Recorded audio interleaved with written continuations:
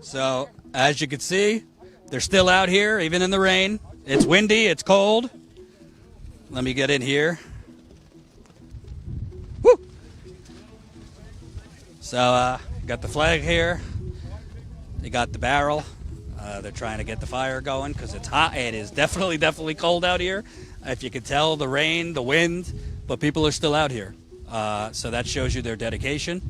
A major issue, not only with this company, these strikes, is the fact that, I mean, the American dream was supposed to have like a vacation from time to time, Sure. be able to buy a car, you know. You go to work 40 hours a week, and at some point in time in the summer, you get to enjoy some time with your family, the people that you're working for, right? And you know, that's pretty much a gone deal because it's the vacation time's dictated by companies. Maybe you don't make enough money that a decent or elaborate vacation is even a possibility, you know? Look, corporate media controls the narrative, and that's what's fed to people every day. And, you know, to control workers, to keep this perpetuation of a system of legalized bribery, you know, you have to divide people. And the simplest way to do that is, you know, the way they do it now. And, you know, whether you're wearing a red jersey or a blue jersey, you know, the thing I always tell people is that, you know, I love this Martin Luther King quote, and I'm paraphrasing a little bit here, but, you know, we all came in on different ships, but we're in the same boat now. And now we're in a time where we're so divided, and I saw that coming even before the 2016 election.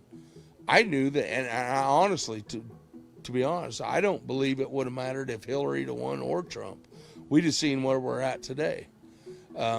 But when you have a 40-year controlled demolition led by corporations, led by the media that props up the corporations, that bubble's going to pop at some point. You know, I expected support from the community, but what we've received has been absolutely overwhelming. We've literally had so many donations pouring in. We've had money donations. We've set up an account at Fairway to supply our strike kitchen, so we make sure we have hot meals and hot food for our picketers. But really, it's been a community event. You're represented by whoever's funding your campaign, and once you're elected, right, you're at the mercy of that campaign.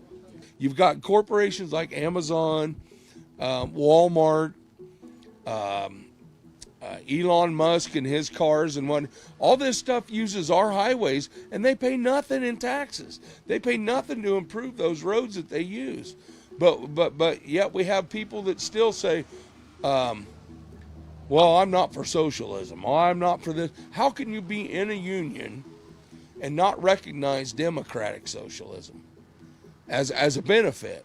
You know, through the course of the history of mankind, there's always been a ruling class. There's always been a subject class. It's morphed, whether you're talking about, you know, feudal slaves and lords in Europe or what have you.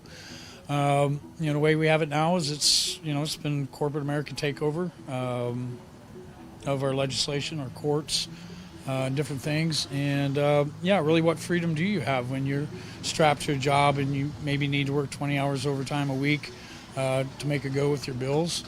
If you're in this country and you don't realize yet that we're being manipulated and owned, all of us, regardless of your color, your race, your sex, we are owned by the corporations.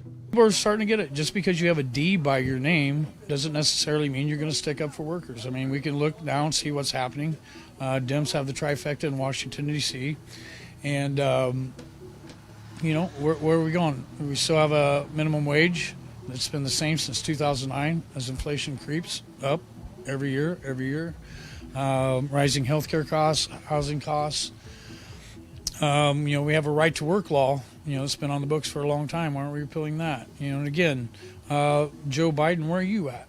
You know, you argue to be self-proclaimed the most pro-union president in history, and we're hearing nothing from him. So that's why I say what John Deere has done by giving us a contract that was easily and overwhelmingly rejected what they've done by forcing us to hit the strike lines is they've forced us to get together and discuss, right? And what we're finding out is we have a lot more similarities than we have differences.